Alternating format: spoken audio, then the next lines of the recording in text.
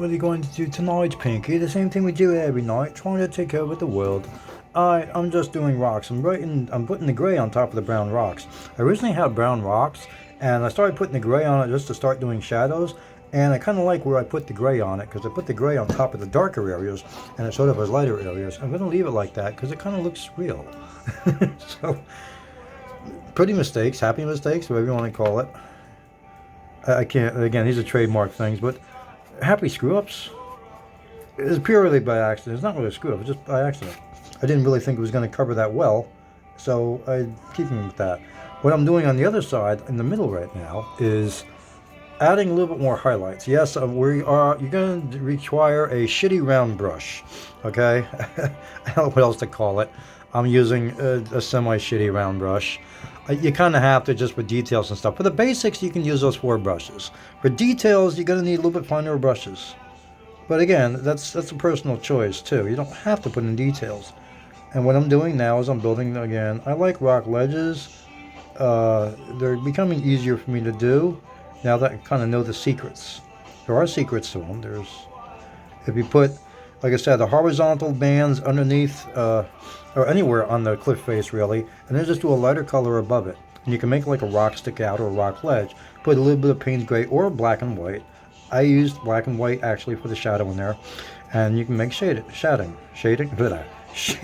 shadows. Again, a little bit lighter up on top if you want to make like a plateau or a cliff or something. You can do that too. I'm just kind of lightening up a little bit.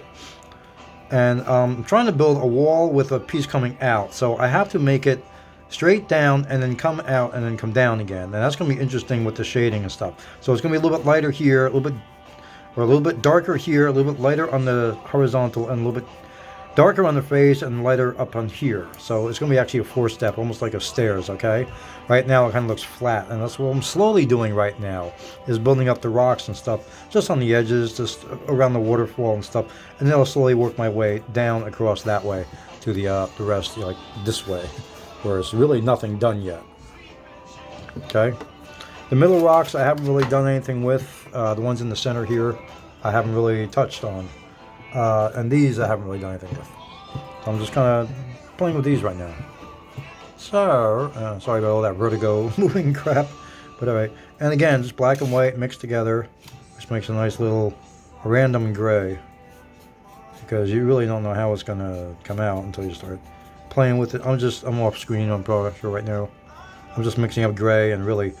Alright, this is right up to the brass, the ferrule.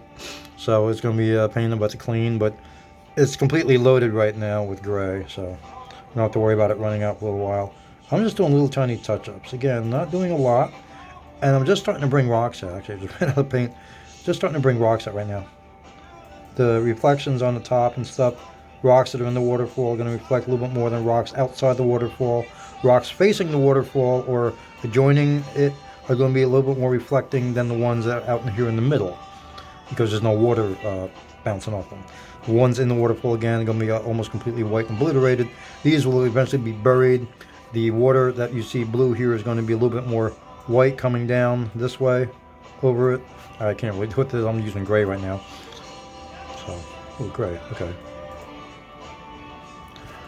Bottom of a rock. Anyhow, you can do that too. Again, if you want, you can. What do you have? Brown and grayish rocks in there. Alright, you can do that. And what I can do now is, now I have an opening. Now I can make like a little cave or something. Yeah, let's do that right now. I have black out here. Get a little bit of black in there. Where was that? Right here? A little darker area. We'll put a little bit of blue in there later. I don't have any blue out right now. I was doing kind of land and stuff like that. Okay, but this is now land. Ta-da! I'll have it cascading down over it again. It's a little like cave that goes in behind the waterfall. But you can just do easy little stuff like that with just the grays and the blacks. And a little bit of brown. It's all in good measure.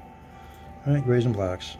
Again, these rocks are pretty much built up. I will, let's see how light I am. You do a brush stroke or two and you see it. If you don't see it, then obviously you're the exact same color. So a little bit lighter, and we'll build up the rocks around the waterfall. Then it went out of paint first. Alright, my brush is starting to split. It says a semi-crappy brush. Has a split tip. It's the one I showed you a couple days ago. It used to have a nice smooth tip, a round tip, and now it's kind of split. Okay, so it's not for super delicate, it's for a semi-delicate. But for what I need it for right now, it's perfect. I know the music stopped. I'm busy painting. When I get really involved, I kind of let the music go.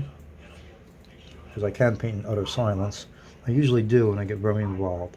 I tend to paint with music here for you guys. It's more for you really than me right now. Alright, that's the same color. So we're going to stop that here.